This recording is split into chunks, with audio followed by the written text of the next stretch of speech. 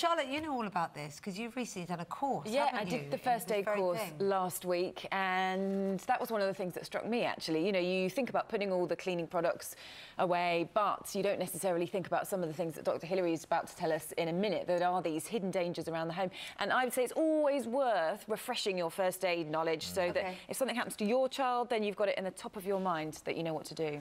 OK, well, let's see what Dr. Hilary does have to say. He's at a family home for us this morning, and the dangers are everywhere, aren't they, Hilary?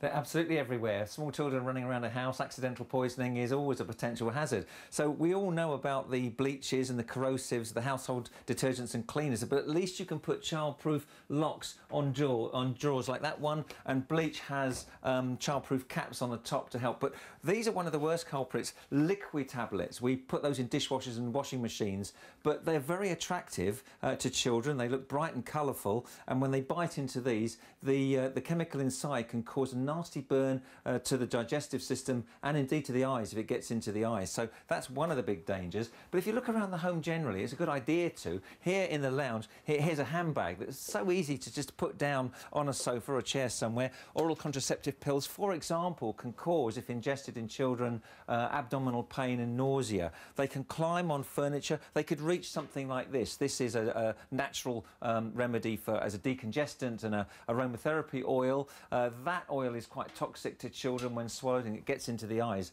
can cause respiratory problems, even seizures. So that's another hazard.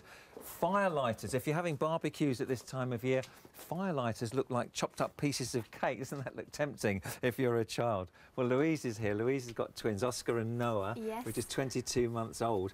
They're running in different directions. I know what it's like to have twins.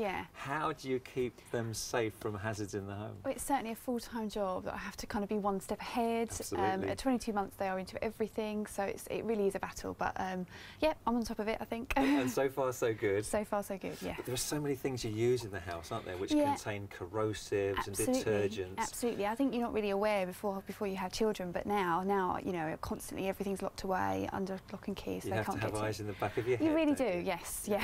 Yes, but for the grace of God goes so many of us. But we were saying 60 children every day admitted to hospital just with accidental poisoning. So what do you do then if you fear that your child has put something in the mouth or swallowed something that could be toxic?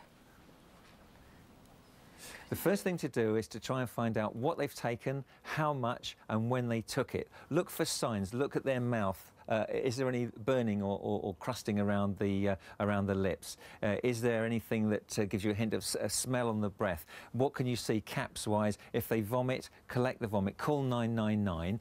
Don't give them water because that can sometimes dilute what they've taken and make absorption into the bloodstream more rapid. And don't make them sick. If they've swallowed a corrosive, it can burn again if it comes up if you make them sick. So don't do any of those things. Call 999 and get professional advice. But if they're sick, collect that, give the ambulance crew that sample. That will really help to find out how much they've taken and what they took.